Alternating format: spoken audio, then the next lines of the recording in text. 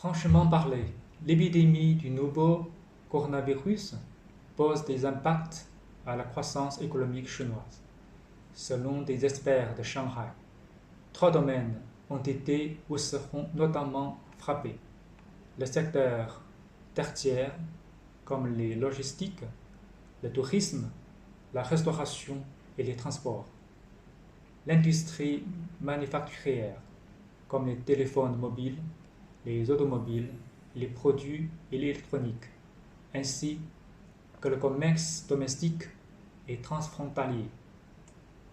Pourtant, je voudrais vous rassurer que ces impacts sont temporaires et limités.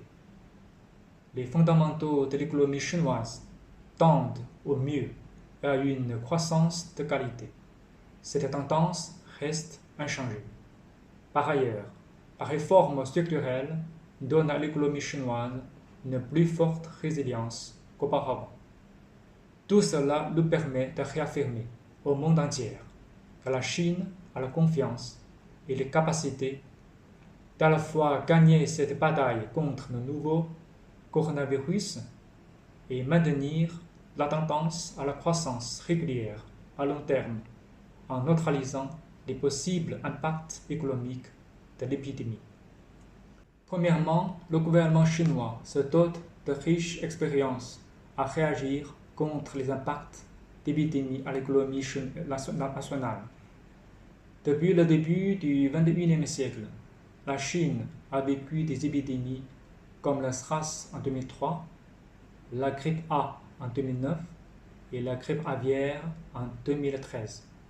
Mais chaque fois, le gouvernement a pu réagir proprement pour que les épidémies le compromettent par la croissance régulière de l'économie. En 2003, l'économie chinoise a même enregistré une croissance de plus de 9%, et en 2004, la croissance a dépassé 10%. Je reste convaincu que cette fois, le gouvernement chinois est encore en mesure de minimiser et de neutraliser les impacts économiques de l'épidémie. Deuxièmement, le portefeuille de l'État chinois sert d'une garantie financière solide. Je vous donne des chiffres comme exemple. Le PIB chinois d'aujourd'hui, qui s'est élevé à 100 000 milliards de yuan, plus de 14 000 milliards de dollars américains, est presque 9 fois plus important que celui de 2003.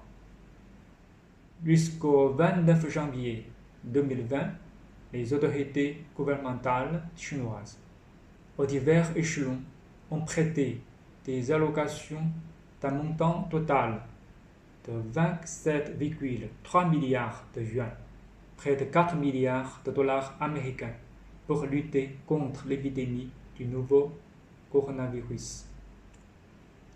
Le 1er février, la Banque centrale de Chine et le ministère chinois de la Finance, ainsi que 3 autres autorités compétentes, ont adopté des mesures de soutien financier, y compris d'accorder un montant de 300 milliards de yuan, près de 44 milliards de dollars américains, au profit des banques locales pour qu'elles puissent soutenir les PME par des prêts préférentiels. En fonction de l'évolution de l'épidémie, la Chine adoptera plus de mesures pertinentes pour y réagir. Troisièmement, si l'on regarde le long terme, l'actuelle épidémie, qui est un incident individuel, pose des impacts limités au volume global de l'économie chinoise. La Chine est aujourd'hui la deuxième économie du monde, disposant d'un deuxième plus grand marché du monde. Si l'on parle de manière générale, l'économie chinoise reste toujours résiliente.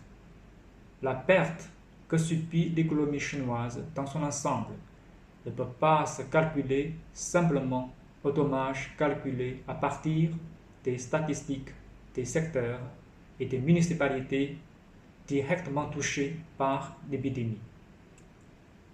Vous savez, la production joue un rôle plus important que la consommation.